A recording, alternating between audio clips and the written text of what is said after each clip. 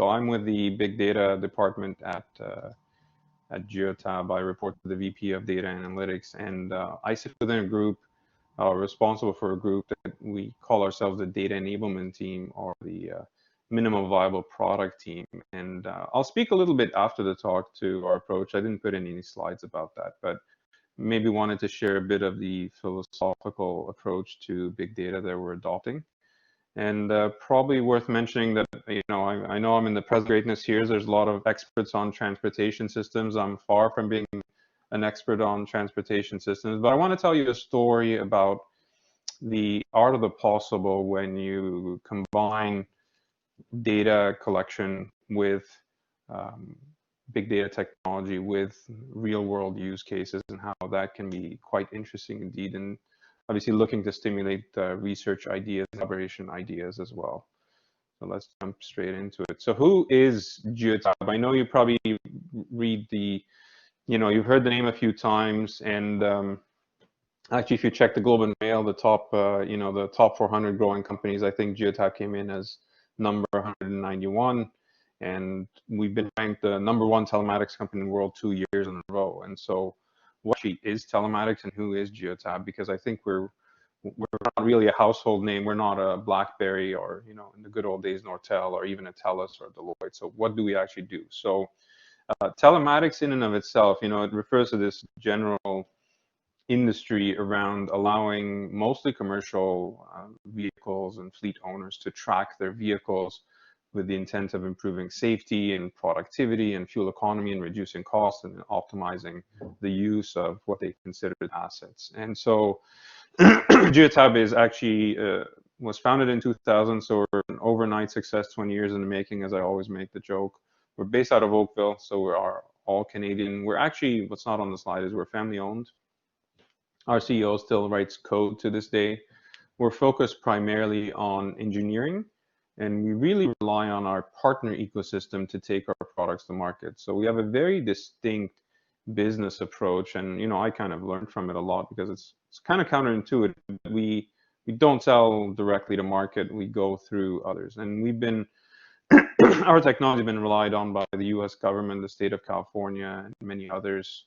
A lot of large customers as well, like UPS and Pepsi, are using our technology today. And so thanks to all of the hard work being done, we've been ranked the #1 telematics company in the world. And I'm not saying this to boast, but I am bringing up that we have a really interesting, good Canadian success story right in everyone's backyard. I live in Hamilton, so to me, Oakville is close, but for people in Toronto, this is the backyard. So it's kind of a bit of an industry secret. And being family owned and, only having one, person to answer to allows us to do a lot of innovations and try a lot of stuff. But being #1 also means that we have market share, and with market share comes a lot of data. And now with great, power comes great responsibility. And what are we actually going to do with that? So before I get into the interesting big data stuff, let's talk about the fundamentals of Geotab technology and what it actually is. And the way it works today is we have a device that we call the Geotab Go device. So you can see it on my left here. Let me just change this into the pointer so you can see it here. And that device is, I'm not allowed to use the word plug and play, but it can be easily installed into a vehicle. Everybody who works at Geotab gets one. You install it in your vehicle, it takes 30 seconds. It's directly into the onboard diagnostics port, and it's truly plug and play. It goes in and it starts reading all the engine signals that are transmitted on the onboard diagnostics port. And keep in mind, the reason this is difficult is that not all manufacturers follow standards, or some have their own standards. So Geotab spent 20 years reverse engineering everybody's signals so that they can then pull engine data in a consistent and reliable manner, things like seatbelt, fuel economy, VIN number, odometer, all that good stuff. So that's the base the base of this is this device.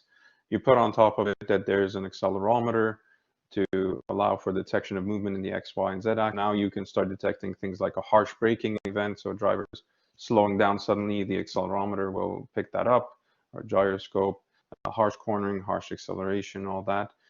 There's a GPS module to allow for the real-time tracking of the vehicle, and obviously a cellular backhaul connection to send it back. And the thing to take into account as well is in the old days, you know, before 4G and 5G and unlimited data plans, there was a severe need to compress the data prior to sending it over. So we have a patented proprietary algorithm called the curve logic algorithm, which actually compresses all the signals dynamically to send them back. And our CEO, we're very open and transparent. He's got a whole lot of YouTube videos about the underlying logic and how it works and all that. So I won't belabor that. Take my word for it. We have an ability to send the data back in a pretty efficient manner. Now, in terms of a business model, like, okay, you know, how do we actually make money? The hardware in and of itself is a means to an end. It's just a way to deliver the curve logic to connect to the vehicle to get the data out. And now the value is giving the data back to the customers. So really, you could argue Geotab has been a data company for 20 years.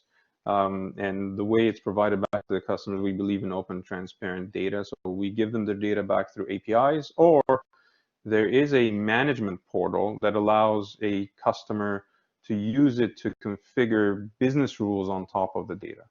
So, you know, true story in a commercial setting, one of the best practices when you arrive at a job site, let's say you're a plumber, a contractor, you are supposed to drive in and back into a parking space so that when you leave going forward, so that you reduce the risk of accidents. And that was pioneered by UPS, in fact. So you can, using business rules, you can say when the vehicle, if the vehicle engine off and you turn it back on and it's backing out after parking, the manager gets, and the driver, or even the driver gets a notification in the cabin, you are not driving correctly. So obviously you can see the power and flexibility of such a solution. And it's really in the business of democratizing the data. So I'll stop here for a second. This is kind of the overview of Geotab as a company. This is, you know, what has allowed Geotab to grow into an amazing success story, making a lot of money and all that good stuff, you know, 1,200 people across the world.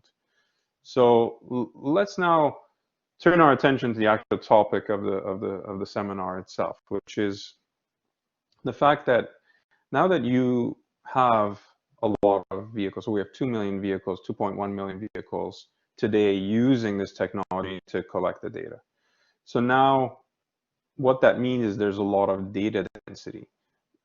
And so when you think about it, Neil, our CEO's vision was, I want the big data department, this was 5 years ago, to immerse themselves in the data, to look into what's around the corner in terms of big data and figure out new potential for having all these data fields collected. And I'll talk about some of our data collection practices. So I really want to plant this idea that you know, I want to go on a bit of a tangent, then come back to this. So in the digital world, so if you're setting up a website, you know, you get cookies, you get eyeball tracking, you get mouse heat maps, you get everything. In the real world, and you know, I know there's a lot of experts on transportation here, but my simple understanding is if I want to measure traffic on a roadway, there's not a lot of options there. You can hire an intern with a clipboard, or you can put a pneumatic tube, or, you know, there's now new GPS-based, app-based technologies, or some Bluetooth and all that, but it's not at the level of the digital world. So there's a bit of a gap there in terms of real-world data collection and making it useful as well. So why is that? You know, kind of bring it back to our topic here. When you look at something as benign or as simple as a windshield wiper activation on one vehicle, it's interesting, but maybe trivial insight. But now when I see a group of windshield wipers in a very limited location, let's say in one block in a city, who have all turned on their windshield wiper and have kept it on for a while, well, that means two things, right? Number one is there might be some precipitation, right, coming in, or the road conditions are slick or untreated, and that there's, water basically splashing onto the windshield, and they have to turn it on. So basically, it's a proxy for visibility. When you put that at scale, And you look at it at, you look at within every one of these, we use geohash as a foundational, unit of geography, but any, a road segment, and you see this, you now have a proxy for weather conditions. And why is that interesting? Well, when you think about it today, weather companies and modelers will go and invest in $1 million machine or weather station, put it up somewhere, and that'll be the measurement for the whole city. And then they use extrapolation techniques and radar to kind of get these hyper-local weather insights. So I want you to kind of, when you think about this, back to that analogy about the physical world data collection, you're able to collect the data at scale, you're able to collect it at hyper-local level. It may not be of the same accuracy. So, when you think about disruption, you're getting 90% of performance at 100 times less cost. That's how some people define disruption. So again, something to think about. In addition to weather conditions of relevance to today's conversation, if you see a vehicle that's going through an intersection, every time a vehicle goes to that intersection, it exhibits harsh braking or harsh acceleration. Maybe there's a road geometry issue at that intersection. Maybe there's a problem with, like, the way in which, the traffic lights are sequenced and all that good stuff. So if you're seeing a lot of congestion in area, that's again a proxy for things that can be done in order to alleviate that. So take word for it, we are now getting into the business of the vehicle becoming a sensor on wheels that's going around, and it's kind of collecting all of this information. And so now, it's gathering, it's no longer data, it's insights from the environment. That's really the discussion we should be focused on, which is the so what. You're going to take data, process it, turn it into insights. Insights turn into action. And when you take action, you actually realize the value in these insights. And that's just a general, way of making big data useful. If you don't drive action from big data, then it's, not very useful. So how do we do this today? I won't belabor this, and I'm not really the technical expert on all things big data related, but let me talk to you a little bit about what we're using. So we're using Google Cloud Platform. We get invited all the time to Google about how we're using it. It's all transparent, open. You can check YouTube and see some of our videos there. We present frequently there, so this is not a secret. But we take the data from the 2 million vehicles, 2.1. We stream it into Google Cloud Platform, into Google BigQuery. It's all in the cloud. Now, why is Google BigQuery interesting? I'm going to put my business hat on for a second. If you go to a bank or any large organization, they have lots of data, and they have a lot of valuable data as well, and there are a lot of interesting data that can be used to drive insights. The key challenge is, pardon me, there's usually disparate databases. There's a lot of, complexity around accessing the databases. You need to open firewalls and get access and VP approvals to get that data. The other thing is you need to really, if you're going to build your own data lake using Hadoop and other tech, you need to have very specialized skill sets in order to run that data lake successfully. These sort of technology, and I'm not hung up on Google BigQuery specifically, but I call it out as an example of something done right and interesting. The data sets are available. They're available now, and they're using this abstraction layer that allows you to write simple SQL code, which is very close to plain English, and it is the lingua franca of business and language. That's what people use all the time to access these big data capabilities, and it's all abstracted out by Google in a pretty brilliant way, so that practically speaking, the data comes in, it's in near real time, and it's accessible and usable by our data scientists, so that they can then start doing interesting things with the data. And so now, this is where, if you believe everything I've been talking about, you can really think about how the telematics data or the transportation data can be used to transform communities at large. We can, and Marianne, I actually did some snooping on the U of T website as we were chatting. So I noticed you have an interest in linking transportation systems to the environment. So if you have a lot of vehicles moving around and you see their wait times at an intersection, that might be an interesting proxy for greenhouse gas emissions coming from these vehicles. If you understand their fuel economy, if you understand what we refer to as the vocation of the vehicle, so we built a machine learning model that looks at the signature movement pattern of the vehicle and how it moves.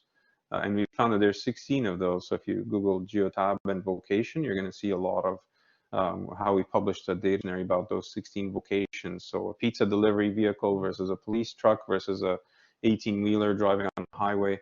Those are very distinct signatures. Those can be used to model something like a air quality, proxy. In fact, we can also use that data, and we have used that data to provide optimal deployments of air quality sensors on municipal assets. So you'll see a talk as well by my boss, Mike Branch, where he went to a Google conference and had a joint presentation with a sensor company saying we can identify, within a city, the optimal city vehicles that should be deploying air quality sensors. So you get a certain number of passes on a road and all that good stuff.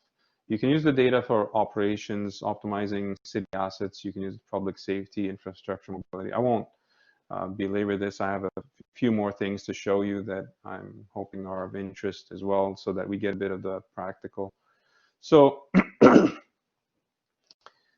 this is my favorite picture. It kind of speaks to the data density that we have. If you were to take a paintbrush and attach it to every one of our vehicles, you would get this picture in a day. And this picture is actually 2 years old now, so it's probably a lot more. You could probably get it in less than a day now. But I mean, and again, it's a bit of hand waving. You get the entire road network in North America. And that's our focus. I should have mentioned that in terms of business model. We are focused primarily on commercial vehicles. 70% of our business is in North America here. So again, if you kind of believe everything I've said to this moment, we actually have a global network of sensors on wheels that are going around and scanning the physical environment. So now, when you think about it, we're kind of in this paradigm where we have a lot of data, it's accessible, there's a lot of capabilities. The department is now 65 people. We're looking to increase that. And, our mandate was to double it prior to COVID. So we have a vested interest in big data and continuing to do that. And we run our own business on big data. And again, I would refer you to Geotab's YouTube channel. Lots of really cool examples there. But now, into a bit of a practical approach to this, which is, where the team I'm responsible for gets involved. And I'm sharing this a little bit because maybe it'll help for what it's worth. When you think about it, you have this data, but as I said earlier in the talk, my specific expertise is not in transportation system. It's more understanding what Geotab does, right? That's my specific expertise today. How do we take what Geotab knows in terms of data and bridge that gap between real world use cases and quite candidly, like building insights that are valuable for researchers, for transportation planners, for traffic planners? Like, how do you go about doing that? And so our approach, which I don't have a slide about, but we take what we call a minimum viable product approach or a fast fail approach. So we build AI models, we try things working in partnership with the likes of UT-ITE and others to try things out and fail fast. So the running joke around the office is I'm hired to fail. So we're always trying things, we're always failing. And if they are successful, then we transition them into some form of a product that can be built to serve our customers and others in terms of helping them transform how we live, work, and play here, if you believe this picture here.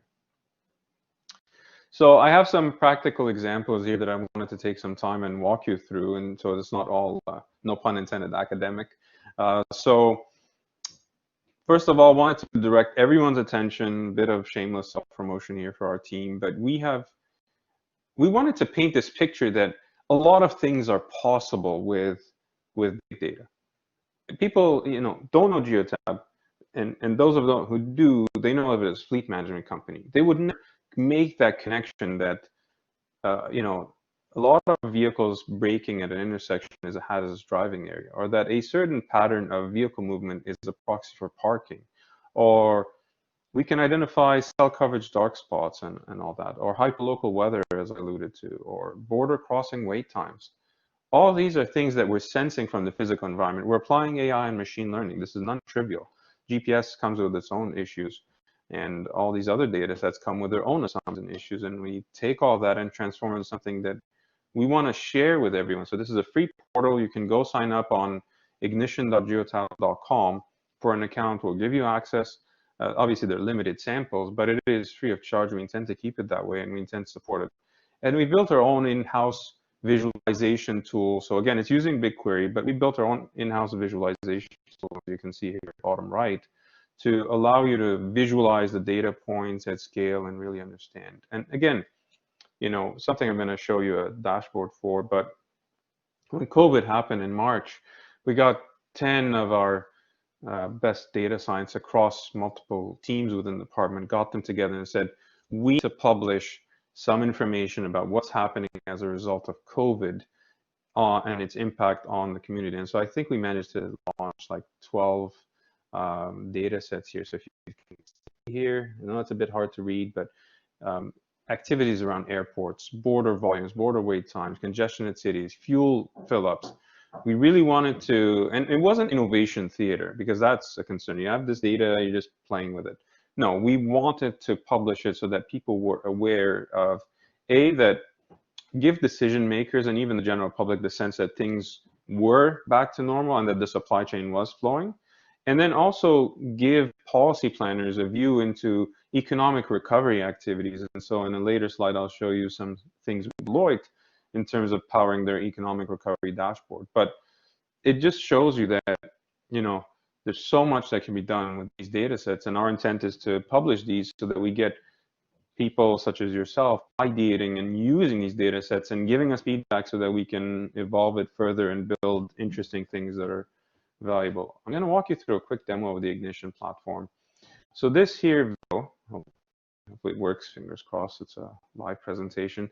So this allows you to use a sample query of road impediments in San Diego. So when you think about the accelerometer I mentioned, the Z-axis activations, every time you see it happening, if it happens at scale, there's probably something wrong with that road segment. Now, you know, I wouldn't say this is industry-grade road scoring, right? So this is not PCI or IRI for those of you who are experts in that, but this is more of red, yellow, green. And so this is San Diego. You can see we got some red spots on the map. Anecdotally, if you take our little Google friend and put him or her down and you look around, you can see cracks in the road. So that power of the aggregate insights, the data that's always, you know, flowing, it's always on. A city planner today will, you know, and these machines are pretty expensive, so they only can buy a few of them and run them on this road every couple of years. They rely on some calls coming in from third parties or from citizens, but that's about it, right? This is not a replacement for that. This is more of an, you know, for those of you with a business kind of hat on, this is for asset optimization. I can do the most with my $1 million machine, right? And so think about it. This is always supplementary. You have these $1 million machines, and then you have these always-on insights that will tell you when a road is going from red to yellow to green, and vice versa, green to yellow to red. So when the road is improving, the road is getting worse. And obviously, you have to be intelligent about it. You have to move factors like ice and snow that could be temporary and kind of add them in. But again, it's kind of showing you when we're thinking about transportation system, you're thinking about the physical environment in which vehicles are operating. And you're thinking about the road, and you're thinking about the vehicle itself, and, you know, thinking about vehicle safety and all that. That's kind of what the idea I'm trying to paint a broad picture of today. Going back to what I mentioned, you know, Deloitte connected to our system, and within 3 days had, you know, a commercial vehicle movement dashboard. And we collaborated with a company called Webfleet, and this is all public. So we built a commercial transportation recovery index and published a series of blogs about it. So again, transportation systems are important, but they also are a bellwether or proxy for the entire state of the economy and how it's operating. So we have to kind of remember that this is a living system that we're all using here. This one is one of my favorites, so I'll play this demo. First, let me set the context. So this is the Regional Transportation Commission of Southern Nevada. And what we did there is they were working on signal timing, and they wanted to understand what can be done with telematics data. So we went out, actually we had a team member go to Las Vegas, spend some time in their network operations center. It's like the Star Wars of traffic with lots of screens and all that, interview a bunch of the engineers. So using some of that, what people call the design thinking and being human-centric, understanding what are the pain points. And then, we were doing fundamental research in the R&D team to understand how can you use GPS data to understand traffic movement, specifically wait times at signalized intersections. And when you hear that as a research statement, it sounds pretty trivial. And to be honest, when I joined, I was like, what's the big deal? You've got GPS and you're good. Like, you just use the GPS. The GPS data is great. You just, delta X, delta Y, square root, and you know exactly your speed and all that good stuff. I was a bit, naive there. There's a couple of issues with GPS. So sorry to leave you with this blank screen. There's a video I want to play it, and for maximum dramatic effect once I finish giving you the background. So when you think about it, GPS has errors. There's drift in it. There's also the fact that we couldn't find a lot of data that accurately describes signalized intersections and their locations. And then when you look at the topography or the way in which we lay out intersections, especially in cities, well, you could have a parking lot on, that city, and that intersection. So is that vehicle turning right into the intersection or into the parking lot or into the Tim Hortons that's at that street corner? So one of our most brilliant data scientists spent a year developing, algorithms to actually do this in order to figure out how to convert the GPS data into something. Again, we have a whole presentation on this on our YouTube channel, but I'll show you, this prototype that we built that actually allows you kind of, now you're getting a traffic planner's view. So, and now you're getting a time slice view of the world where you're seeing red, yellow, green, you're identifying the intersections, you're able to click on them. Let me just sync up here with the video. So you're able to select a specific corridor and calculate dynamically all of the insights for that corridor, including the inputs and exits. I'm sorry for the poor resolution here, but now you're getting a view of the signal time progression. So take a step back. We're going from GPS data, right? And now you're in intersection metrics. Now you're in corridor analysis. And now you're showing all of these insights on wait times by all the directions of turning by a vehicle. That is the crux of my presentation today, right? That's really what I wanted you to kind of remember, that this data it's a lot of AI, machine learning and all that. It's not trivial. It has to be turned into something that's human-centric that allows for decisions. So this allows our friends in Las Vegas to actually make recommendations and detect any issues with specific corridors. It allows them to do event planning, right? So when we go back to normal and there's like the annual CES in January, they're going to be able to optimize their corridor analysis because they have all this historical data at scale there. Another area that's really near and dear to at least myself is safety. And safety is multifaceted. You have a couple of things to think about. We think about safety in terms of three things, maybe four things. But number one, you have the actual safety of the vehicle. Is this vehicle roadworthy? Is it safe to drive on the road? The second one, and that can be detected through telematics, through looking at tire pressure, oil levels, fuel. If you believe it or not, one of the top reasons for roadside assistance calls by commercial vehicles is running out of fuel. Yes, these are professional drivers who still end up running out of fuel on the side of the road. So it's non-trivial. Tires is a big issue, all that. So understanding that a vehicle is safe when you start the trip and while you're driving it is really important. The second pillar of safety is the driver behavior. So is this driver you look at the fleet, you look at the cohort, you look at the 2 million vehicles, you can now start creating benchmarks and dynamic benchmarks of how vehicles are being driven, which is a proxy for driver behavior. We don't know the driver, and I should say that we have a pretty strong emphasis on privacy, on the ethical use of data and all that good stuff. So we take it very, very seriously. But we're able to detect anomalies in driving behaviors. And that anomaly could be against the fleet, or it could be me against myself. So if I'm, get into a bit of discussion with the wife, and I'm a bit upset and I'm driving, the machine could then prompt me to say, Amir, you need to slow down, or you maybe need to take a break, or maybe you haven't slept enough. It looks like you're drowsy or something. Maybe you want to go to grab a coffee. So that human element is important. And then what I call the environmental factors, like if you're driving the speed limit on a snowy day, that is not safe driving behavior, right?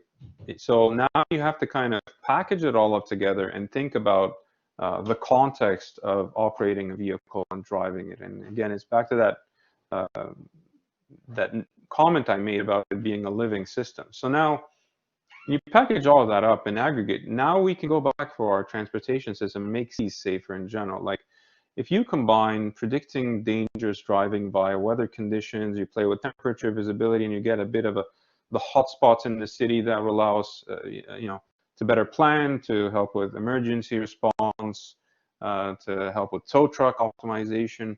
And then if you put down the hyperlocal weather, which as you can see here, like San Francisco, for those of you who've been there, there's very abrupt changes in temperature from one location to the next just based on the geography there, and you can actually see that reflected here. And then top right here, if you remember and you recall, the vocation model, the AI-driven vocation model, allows us to identify the signatures of the vehicle movement, because not all vehicles carry the same risk, depending on their size, depending on how often they start and stop. So if you're a vehicle doing, like, I don't know, a newspaper run, and you're starting and stopping, throwing it into people's driveways, it's different than if you're delivering pizza than if you are delivering glass to change a windshield. It's completely different, right? And then bottom right here, you can see a visualization of our office in Oakville and our wait time machine learning overlaid on that. So when you package it all up,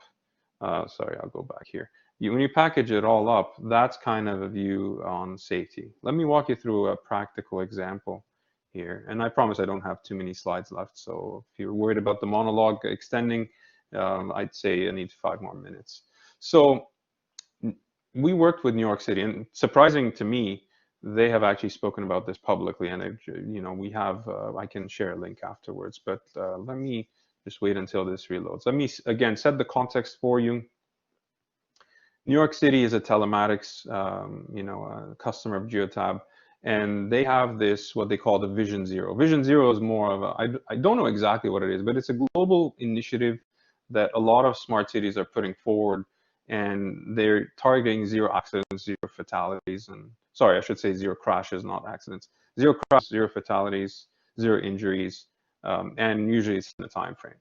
And so using the power, so obviously you can use telematics for that. Obviously you can track vehicles, you can make sure every vehicle is safe, and as I kind of was describing to you, but this is now using the power of big data to do so. So the idea here would be, you remember when I talked about pneumatic tubes to kind of, run speed studies? Well, this is how you do it here.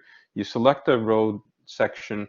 We worked with traffic engineers to educate us. Again, we enter as data science, but really don't know what's important, what's valuable.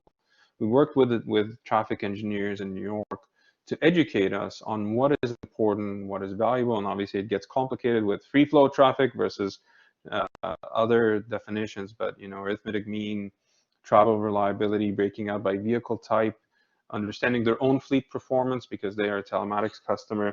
So this tool, it's not yet being used by New York City, but it is going to be provided to them, hands-on. They will run it to run corridors and speed analyses. And so when you combine that with the corridor analysis tool I showed you, now you can start to see the vision of a of a transportation system driven off of telematics data. And then what I don't have in my slides is obviously origin, destination planning, and all that good stuff, and using that to understand the impacts of commercial traffic on other data sets. And important to mention here that this is not just about Geotab data. I may have made it sound like it's only Geotab data. It is, but the algorithms we're building are all GPS based, so they are actually independent of specific Geotab data collection. We are, always happy to pull in other data sets and run analyses on those as well. And then finally, we're working with City of Hamilton to help them update their master truck plan. So master truck plan was built 10 years ago, was probably done, I exaggerate for effect here, but using pen and paper, and now we're finding that, well, with these new data sources, you can have a living, breathing master truck plan that allows you to optimize your operations and understand where trucks are going, understand traffic patterns, understand congestion, understand how to take into account the evolution of traffic as it pertains to e-commerce and the evolution of supply chain. You have an announcement a week ago that Amazon is opening a new distribution center in Hamilton. It's going to attract 1,500 jobs. So what does that mean for traffic and all that? I'm ideating here with you, but we can use it for kind of the what if scenarios that are needed by traffic planners. We can look into land planning. So there's all these secondary and tertiary effects and value that can be made possible by using telematics data, and allows us to empower the use of smart traffic decisions. So in a nutshell, I may have went a little bit too fast here, but I want to leave you with a few things. Collecting data in and of itself is interesting, but not sufficient to get you into doing important stuff. It's important to make sure that data is accessible and useful. You have to approach it with a bit of humility, in the sense that you have to work with subject matter experts who actually understand how this can be used in the real world. And then, have a fast fail mentality and have a little bit of fun with it as well, because this stuff is really where the future is going. As we think of the future of mobility, people talk about CASE, so connected, autonomous, shared assets, and electrified vehicles. And so really exciting time to be in transportation industry. And thank you for inviting me to this session, allowing me to share some thoughts with you. I'll take some questions now. Thank you, Amir. It was a very interesting presentation. So we have about 13 minutes for Q&A session. If you have any questions, you can use the chat box or raise your hand, and Allah will give you the permission to turn off your microphone.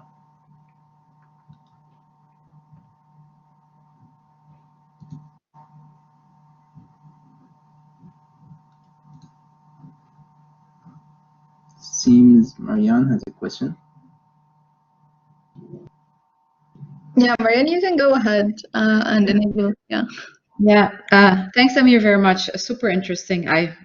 Over the span of these 40 minutes, I wrote maybe 6 or 7 research ideas, but I'll spare you those, and I'm going to be very brief. This will certainly need a follow-up. It's very, very interesting. One quick clarification. Out of your clients who already have the Geotab units, how many of those do you think would be willing to install other stuff on their vehicles? Like an air sensor, for example.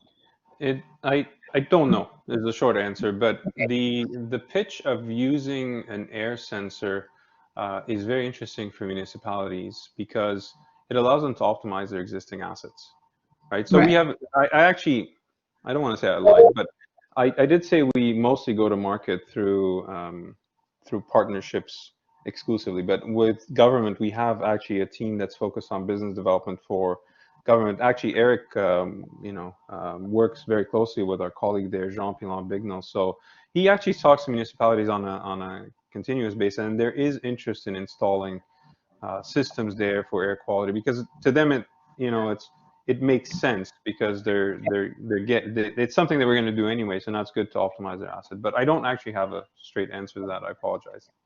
Okay, no problem. The other one is also very quick. So I know, so we didn't see a lot of OBD data. I know you were focusing in this presentation on GPS. The other thing to know is not all OEMs release all of the OBD data. So sometimes like the computer in the car prevents certain parameters from being released. So do you have an idea of how, like, what is the extent of the OBD data that you guys collect? Just very briefly.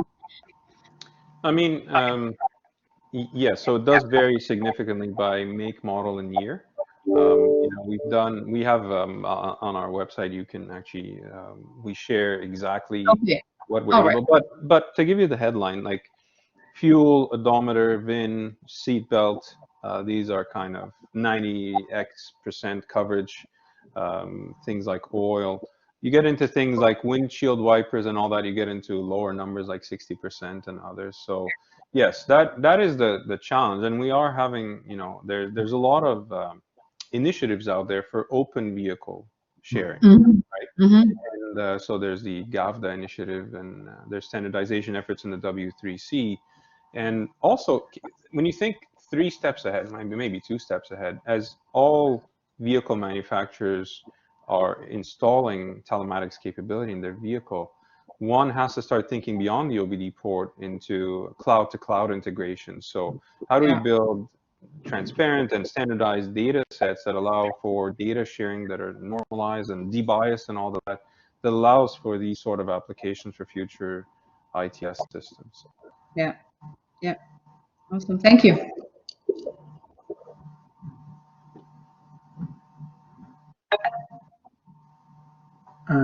Professor Shalabi, you can just turn on your mic. Yeah. Hi, Amir. This is Amir Shalabi. Very close to your name, but with an E instead of an I. Okay, very interesting presentation. Thanks so much. I was wondering if you have worked on any transit applications, if you worked with any transit agencies. I can see some of the capabilities that you are bringing to the table to have a lot of potential and benefit to transit agents. Yeah, my understanding. Yeah.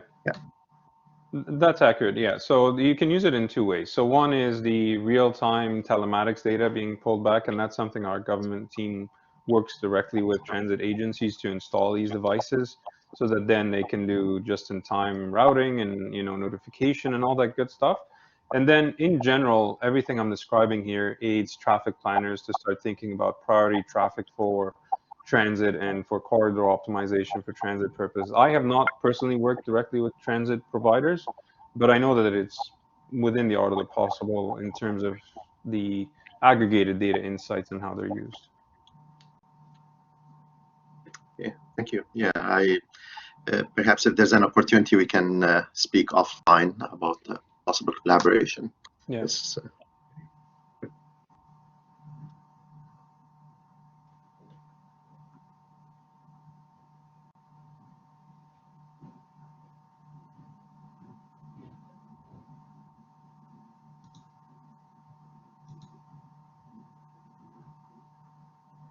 Okay, it seems we might not have further questions, I guess. Okay, well, if there are further questions, I'm happy to take them. Maybe we can send them to Yasser and he can send them to me via email. I'm happy to respond and happy to have some follow-up discussions as well. Yeah. Seems Ariane has another question. Yeah. Well, I thought since we have time, maybe I'll ask another question. How many of the vehicles that are equipped are electric? Are there, or at least you won't know how many, but are there any vehicles that have your system that are electric? Yeah.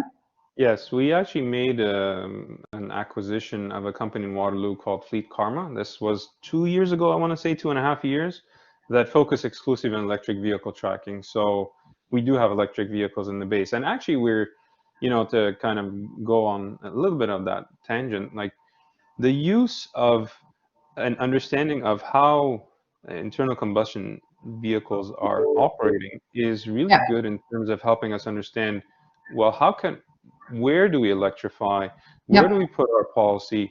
Where do we incent? Where do we, you know, like, so we did some studies with trucks, short range, always going back to the same domicile at night. That looks like a good candidate for charging that corridor, electrifying it. I'm using wrong terms here. And then actually helping them install chargers in their own base. So something that we're very interested in as well is how to use this as an indirect lead indicator of where electrification should go in the future, in addition to tracking the electric vehicles. Yeah, absolutely. And understanding how it's driven, right? Because we don't know very well how you accelerate and how you brake in an electric vehicle. That's right. That's right. Yeah.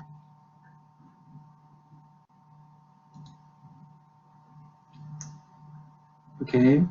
Thank you, Amir. It was a very interesting presentation. And thank you, everyone, for joining us. And we'll see you in the next presentation next week. Okay. Thank you very much, everyone. Goodbye.